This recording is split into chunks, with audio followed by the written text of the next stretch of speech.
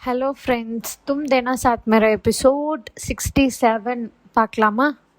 Episode எப்படி start ஆகுதுன்னா, நம்ம அப்புவோட லாயர் கிட்ட பேசுறது தான். இப்போ அப்பு வந்து லாயர் கிட்ட சொல்லிட்டு இருக்கா, இந்த மாதிரி யாரோட பேருக்கும் டேமேஜ் ஆகாம யாரும் அவமானப்படக்கூடாது மெயின்லி. தென் கோர்ட்டில் பேசுகிற விஷயம்லாம் வெளியே ரொம்ப பேசுவாங்கன்னு எனக்கு தோணுது. ரொம்ப எக்ஸாஜுரேட் பண்ணி பேசுவாங்கன்னு எனக்கு தோணுது. அண்ட் என்னோட ஃபேமிலியில் இருக்க அம்மா அப்பா ஆகட்டும், லலித்தோட அம்மா ஆகட்டும், இதையெல்லாம் எப்படி டீல் பண்ண போவாங்கன்னு கூட எனக்கு ஐடியாவே கிடையாது அப்படின்ட்டு அவ வந்து லாயர்கிட்ட சொல்லிட்டு இருக்கா. லாயர் வந்து என்ன ரிப்ளை பண்ணுறாங்கன்னா, இந்த கேஸ் வந்து அவ்வளோ ஈஸியாக முடிஞ்சிடும், நான் உங்ககிட்ட பொய்யெல்லாம் சொல்ல மாட்டேன், உங்ககிட்ட உண்மை மட்டும்தான் சொல்ல போகிறேன். இந்த கேஸ் அவ்வளோ ஈஸியாலாம் முடிஞ்சிடாது, உங்கள் மேலே நிறைய அக்யூசேஷன் வைப்பாங்க, கிண்டல் பண்ணுவாங்க, ஏன் பொய் கதை கூட உங்களுக்காக உருவாக்குவாங்க. அஜிதா சொல்லுவா, எனக்கு என் உண்மை மேலே நம்பிக்கை இருக்குது அப்படின்ட்டு. தென் லாயர் சொல்லுவாங்க, உண்மை எல்லாம் வேண்டாம் மேம், ஆதாரம் வேணும், சாட்சி தான் முக்கியம். உங்களுக்காக நாளைக்கு யார் வந்து சப்போர்ட்டாக நிற்க போகிறோம், உங்கள் ஃபேமிலி நாளைக்கு வராங்களா கோர்ட்க்கு, சப்போர்ட் பண்ணுவாங்களா அப்படின்னு கேட்கும்போது இவளுக்கு என்ன சொல்கிறேன்னு தெரியல. அவங்க அம்மா சொன்னதெல்லாம் யோசிச்சுட்டு இருக்கா. இந்த டிவோர்ஸ் கேஸ் ஃபைல் பண்ணதெல்லாம் அவங்க அம்மா சொல்லியிருப்பாங்களே, இது ஊருக்கே தெரியுற மாதிரி பண்ணிட்டேல்ல அப்படின்ட்டு அதை யோசிச்சுட்டு இருப்பா. அப்போ வந்து யார் இருக்கான்னு யோசிக்கும்போது கரெக்டாக அவங்க அப்பாவும் அவன் தம்பியும் வருவாங்க.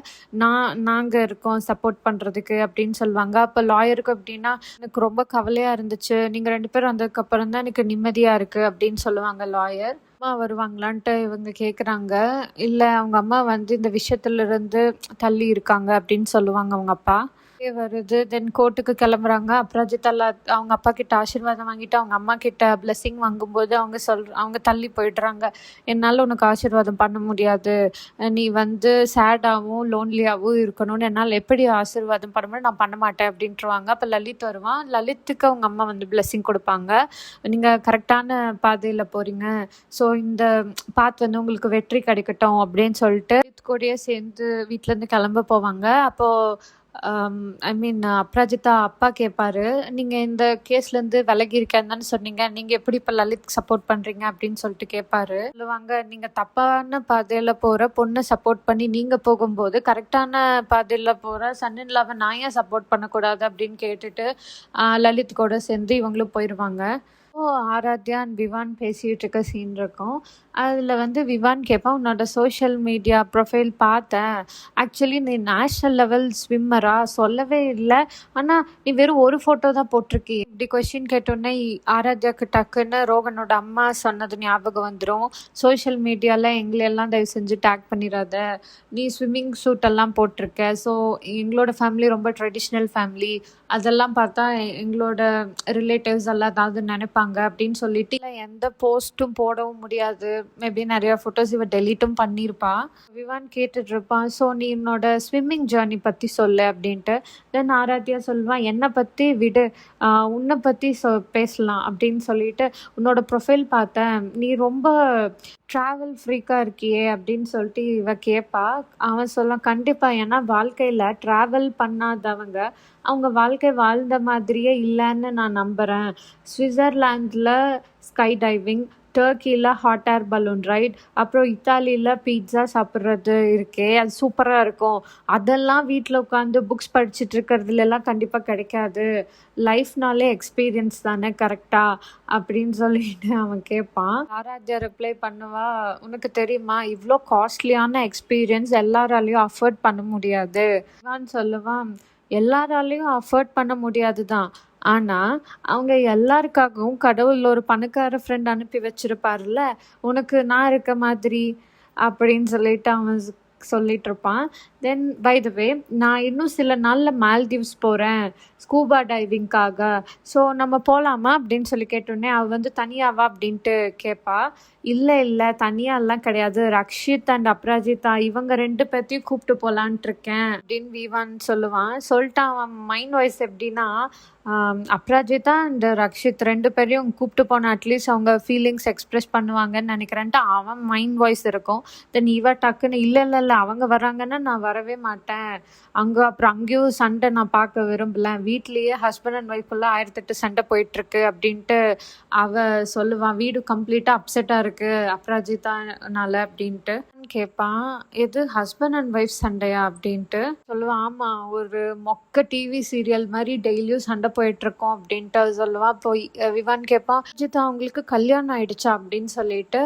அப்புறம் இவ சொல்லுவா, ஆமா கல்யாணம் ஆயிடுச்சு, இப்போதைக்கு கல்யாணம் ஆயிடுச்சு, பட் ஃப்யூச்சர் எப்படின்னு எனக்கு தெரியல அப்படின்ட்டு. என்னன்ட்டு கேட்டால் இது மாதிரி டிவோர்ஸ் கேஸ் போயிட்டுருக்கு, இன்னைக்கு தான் ஃபர்ஸ்ட் ஹியரிங் அப்படின்ட்டு இவ சொல்லுவா. விவானுக்கு ஒரே ஷாக், அவளுக்கு மேரேஜ் ஆயிடுச்சுன்னு தெரிஞ்சு.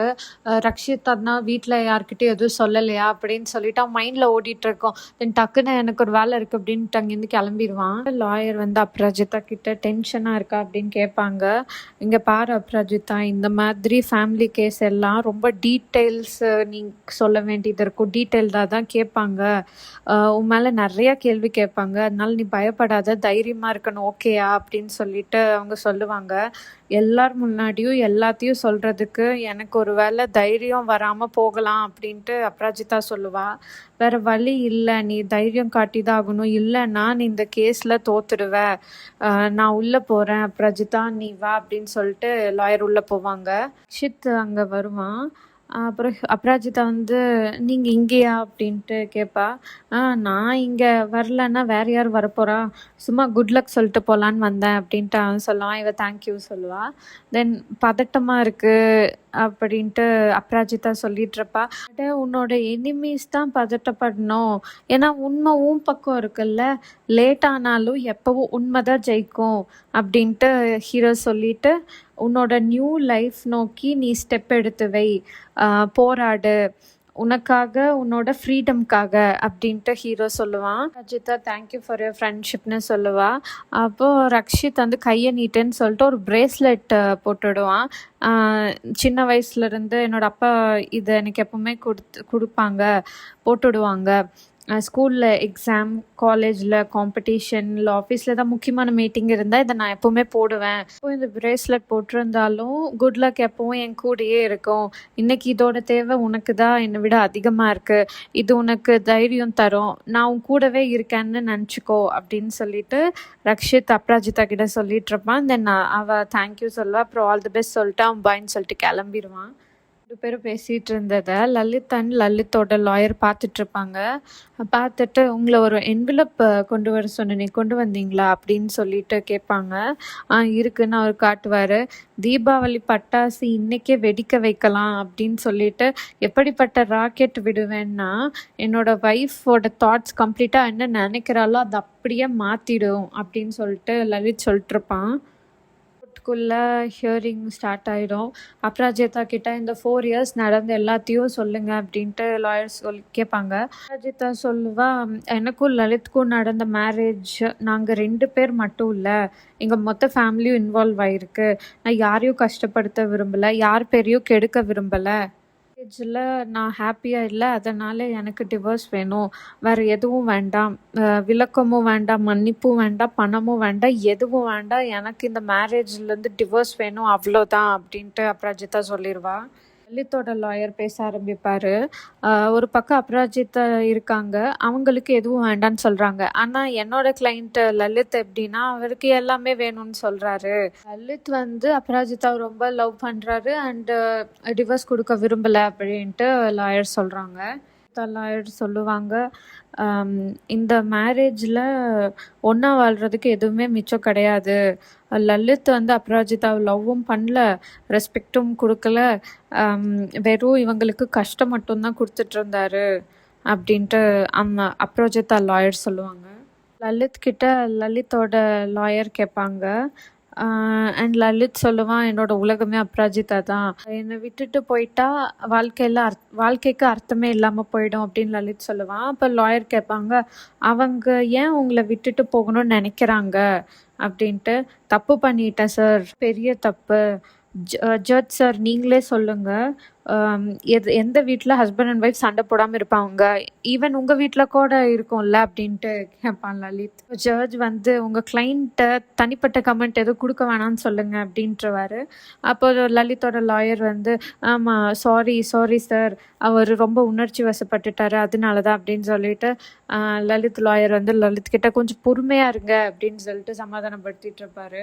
லலித் வந்து ஜட்ஜ் கிட்ட சாரி கேட்டுட்டு அபராஜிதாக்கு புரிய வைங்க. ஒரு சான்ஸ் கொடுக்க சொல்லுங்க. நான் எல்லாத்தையும் சரி பண்ணிடுவேன். இவளுக்காக நான் என்னோட ஊரையே மாத்திட்டு இங்க வந்து இருக்கேன். ஆக்டிங் பண்ணிட்டு இருப்பான். இவன் தான் சைக்கோவாச்சும் சூப்பரா ஆக்ட் பண்ணிட்டு இருப்பான் எல்லாத்து முன்னாடியும். அபராஜிதாவும் பார்த்து இவன் என்ன இப்படி பேசிட்டு இருக்கான் அப்படின்ட்டு ஷாக்கை பார்த்துட்டு இருப்பான். லலிதோட லாயர் சொல்லுவாரு, நார்மலா எப்படின்னா லேடிஸ் வருவாங்க, அழுவாங்க, கத்துவாங்க, அலறுவாங்க, புலம்புவாங்க, எல்லாமே பண்ணுவாங்க. ஆனா இந்த கேஸ்ல தலைகீழா இருக்கு. ஹஸ்பண்ட் வந்து உங்ககிட்ட சாரி கேட்குறாரு, ஒரு சான்ஸ் கொடுக்க சொல்லி கேட்குறாரு. ஆனா நீங்க யோசிக்கிறீங்க அப்படின்ட்டு சொல்லிட்டு இருப்பாரு. அப்புறம் ஜட்ஜ் வந்து என்ன சொல்லுவாங்கன்னா, ஒரு ரிலேஷன்ஷிப்பை ஈஸியாக பிரேக் பண்ணிடலாம், பட் அதை வந்து சேர்க்கறது ரொம்ப கஷ்டம். ஸோ சொல்லுங்க அப்ராஜிதா, இந்த அளவுக்கு உங்களை டெசிஷன் எடுக்க வைக்க என்ன ரீசன்? ஸோ அதை நீங்கள் சொல்லுங்கள் அப்படின்ட்டு ஜட்ஜ் வந்து எக்ஸ்ப்ளனேஷன் கேட்பாரு. அபராஜிதாக்கு என்னென்னா அவளால் எதுவுமே சொல்ல முடியாது. அவள் மைண்டில் ஃபுல்லாக இவங்க லலித் அவங்க அம்மா புலம்புனது, தென் அபராஜிதா அம்மா சொன்னது, லலித் சொன்னது எல்லாமே மைண்டில் போயிட்டுருக்கோம். இவளுக்கு என்னென்னா இவங்க ஃபேமிலி விஷயத்த கொண்டு போய் இப்படி பப்ளிக்காக ஓப்பனாக எல்லா விஷயத்தையும் போய் எல்லாருக்கிட்டேயும் சொல்ல வேண்டாம் அப்படிங்கிறது தான் அவள் மைண்டில் இருக்குது. ஸோ அவள் யோசிச்சுட்டு இருப்பா, எதுவுமே சொல்லாமல் யோசிச்சுட்டு இருப்பா. இதோட எபிசோட் இன்றைக்கி முடிஞ்சிடும். ப்ரோமோ என்ன காட்டுவாங்கன்னா, ரக்ஷித் வந்து அவன் ஃபீலிங்ஸ் எல்லாம் ஒரு பேப்பரில் எழுதியிருப்பான்ல, அது வந்து அபராஜிதா பார்த்து அதை ரீட் பண்ணி சொல்லுவா.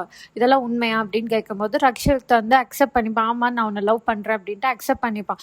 அப்புறம் அவளுக்கு என்னன்னா அங்கிருந்து போக ஆரம்பிப்பா. அப்போது ரக்ஷித் வந்து ஸ்டாப் பண்ணிட்டு, என் மனசில் என்ன இருக்குன்னு நான் சொல்லிட்டேன், உன் மனசில் என்ன இருக்குன்னு எனக்கு தெரியணும், இது வந்து எனக்கு பதில் சொல்லிட்டு போ அப்படின்ட்டு கேட்பான். இந்த எபிசோட் உங்களுக்கு பிடிச்சிருந்ததுன்னா லைக் பண்ணுங்கள், சப்ஸ்கிரைப் பண்ணுங்கள், சேனலை முக்கியமாக சப்போர்ட் பண்ணுங்கள். அண்ட் இந்த எபிசோட் எப்படி இருந்துச்சுன்னு சொல்லிட்டு கீழே கமெண்ட் பாக்ஸில் சொல்லுங்கள். நாளைக்கு பார்க்கலாம். பாய்.